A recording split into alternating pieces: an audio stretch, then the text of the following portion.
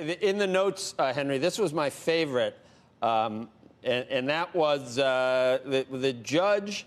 It says here that Epic, their lawyers attempted to show that Apple was motivated by profit considerations.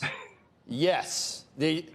Now, if they can prove that, I'm not sure what's going to happen, but far be it from any company to try to go down that road. So does that hold water? I mean, of course that's what they're trying to do. But what does the remedy look like to you at this point, given what we saw last week?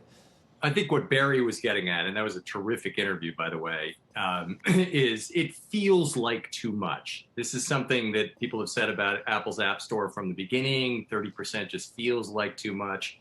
Publishers have been saying the same thing. And so there is a sense that it's too much. What's fair? I don't know. Something more reasonable than that, perhaps. And I think the broader story is that, as Becky alluded to a little while ago, big tech, and Apple is very much big tech, is going to come under increasing scrutiny, regulatory scrutiny, monopoly questions, and so forth. And ultimately, you know, the more reasonable they seem in their positions, probably the less exposed they are there. But I think that in this case, we'll see where it comes out. It'll be interesting. I can't take the fair word anymore. I'm ready to ban it from the lexicon, Henry, because everybody uses it for their own devices, the F word, yeah. And nobody defines it. Nobody defines it. Nobody defines it. It's not fair. I just said it. It's not fair. It's not fair. So how about that, you know, they deserve something to bring the customers in, but then do you think, I agree, I don't know, I seem to agree with Tim Cook on a lot of these things, but that what are they supposed to do after they're already there? They're supposed to link people to other places where they can go to get. Do they really think they're going to do that? That's what they're going to do instead of instead of trying to keep them on the App Store? That's of course that's what they're going to try to do. Do they need to give up their IP and let it link with wherever else you can get it for a quarter of the price?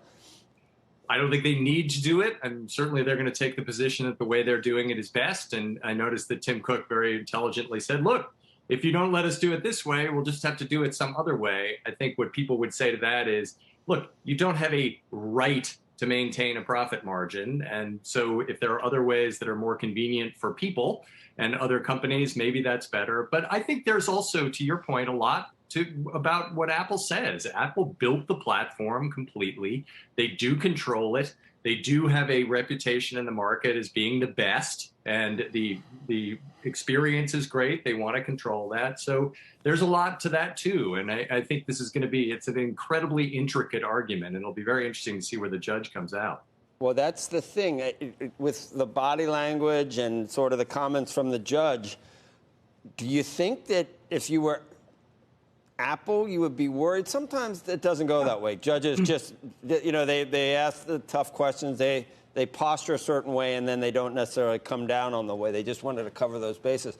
Do you think that Apple needs to be worried, given what some of the comments were from Judge Gonzalez Rogers? Yes, I think so. I think, I mean, certainly as an Apple shareholder, which I've been for a long time, it seems very possible that the judge could say that's too much. You have to reduce the commission or force something else. I do think we've seen again and again, especially with corporate litigation, that this takes years. So let's say there's a decision that's startling that Apple doesn't like, they will appeal it for a long time. So I also don't think for Apple, let's say they were somehow forced to go to 10% or 20%, that's not debilitating for them at all. It's a little bit, but it's not a huge deal. So I don't think it's that much of a concern, but I wouldn't be surprised based on the judge's questions. Shepard Smith here. Thanks for watching CNBC on YouTube.